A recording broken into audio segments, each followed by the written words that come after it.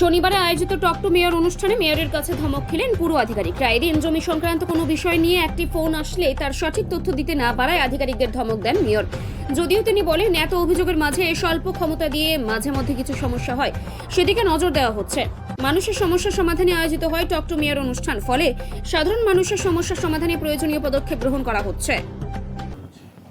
রিপোর্টগুলো conclusive report হওয়া উচিত, কেননা যখন আমি একটা তো এটা ইউনিক ডিভাইস মানতে হবে, যে একটা মানুষ অভিযোগ করেছে লিপিবদ্ধ আছে এবং আমার স্ট্যাটাস রিপোর্টে আছে। আমাকে তখন সে ফোন করছে, আমি তো জানি না কে ফোন করে, আমি কিন্তু সাথে সাথে স্ট্যাটাস রিপোর্টটা দেখে বলতে পারছি।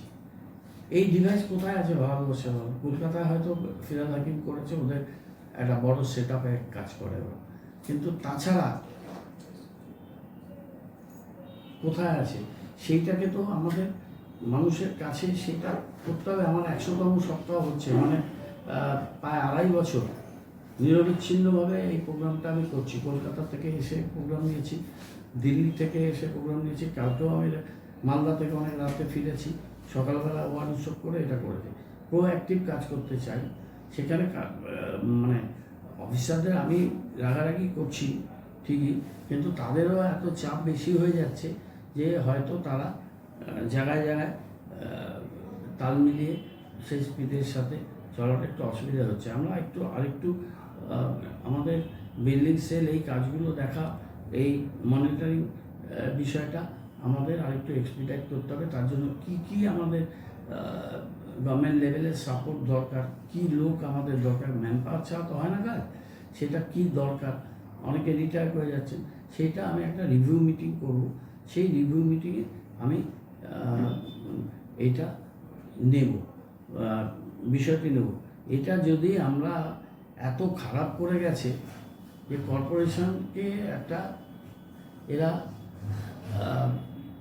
ইনস্ট্রুমেন্ট বানিয়ে শিলিগুড়ি শহরটাকে যৌতুকগৃহ করে দিয়ে মানুষের চলাচল, ট্রাফিক, অবৈধ নির্মাণ, জমি দখল, যত রাজ্যের কাজ, এগুলো এই দীর্ঘ 40-45 বছর হয়েছে। আমরা তো জাস্ট অনলি 3 ইয়ার্স সেখানে থেকে আপ্রাণ চেষ্টা করছি।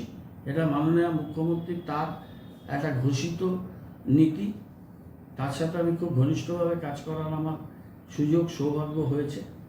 আর মানুষের জন্য দায়বদ্ধ, আর কারো কাছে দায়বদ্ধ না। আর দিদির ভিশনকে গ্রাউন্ডেড করতে হবে। মানুষ আমাদের অনেক আশা করে ভোট দিয়েছে পুর নিগমে, তাদেরকে জাস্টিস দিতে হবে। এই জাস্টিস দেওয়ার জন্য যা করার দরকার আমি তাই করি। এখানে আর অন্য কারো কাছে কোনো আমার দায়বদ্ধতা নেই। মমতা বন্দ্যোপাধ্যায় গভর্নমেন্টের সিস্টেম, সেটাকে সাথে রেখে মানুষের যেটা ন্যায়, যেটা জাস্টিস মানুষের জন্য, সেই ন্যায় এবং জাস্টিস দেবো। আমি 18 ঘন্টা 20 ঘন্টা কাজ করি, এটা সবাই জানে।